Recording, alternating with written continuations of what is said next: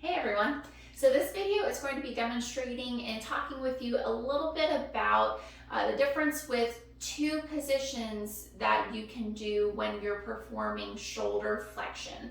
Shoulder flexion is when the arm reaches directly forward and continues up overhead. Super functional motion, but the two different positions that we're going to be talking about in this video with shoulder flexion is performing it with the thumb up, just like this, and then with palm down overhead.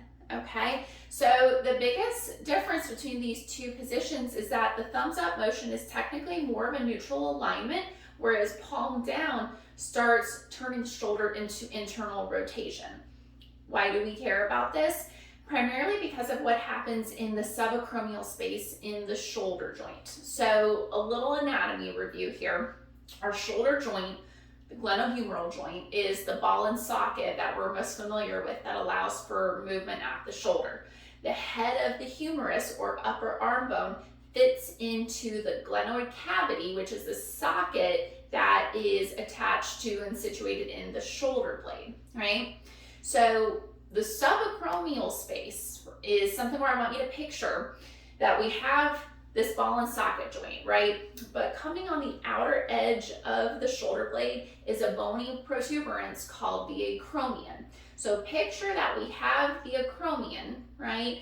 And then we also have the head of the humerus situated in that cavity of the shoulder blade. So there's this little space that's situated underneath the acromion and just above the humeral head.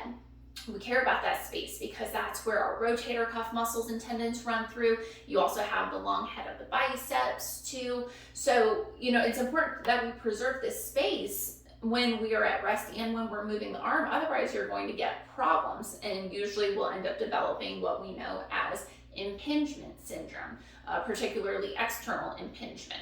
So what happens with impingement is that subacromial space, for whatever reason, starts getting smaller and smaller. So if that space is lessened and you're trying to move and raise the arm, usually you're going to have pain.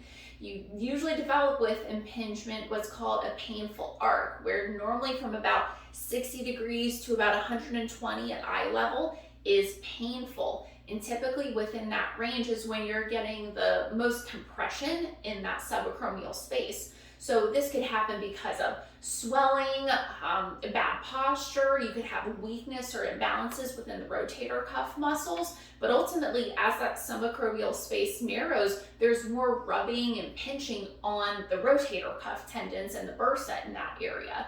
And if you have rubbing and pinching on those structures, you're going to have pain, and it's going to affect how you use the arm and shoulder. So when I'm looking at the difference between that thumbs up flexion versus palm down, again, palm down is technically moving into that internal rotation of the shoulder.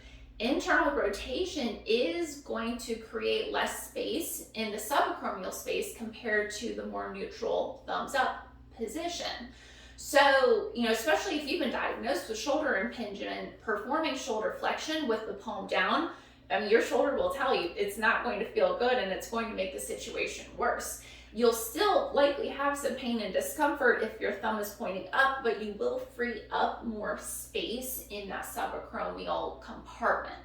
Now, if you're not having pain, then you might be wondering, well, what does it matter if I do thumbs up or palm down? My shoulder feels fine regardless. I mean, technically, you're not hurting yourself, but why do we want to contribute to decreasing that subacromial space if we don't have to?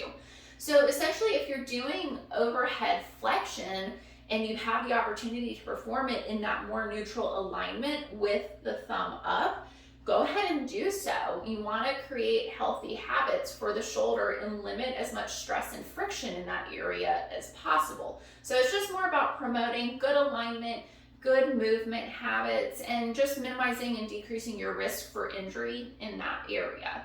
So that's really the big difference between the thumbs up versus palm down position, is we want to promote as much space in that subacromial space as possible. So if you have the opportunity to do the thumbs up position versus palm down, go ahead and do so. This might be while you're practicing range of motion or doing some weight training with resistance bands or free weights. Whatever the case might be, just always try to keep the best mechanics and optimal alignment of the shoulder girdle as possible, and you'll find that your shoulder health is going to stay on track and really reduce your risk of pain and injury.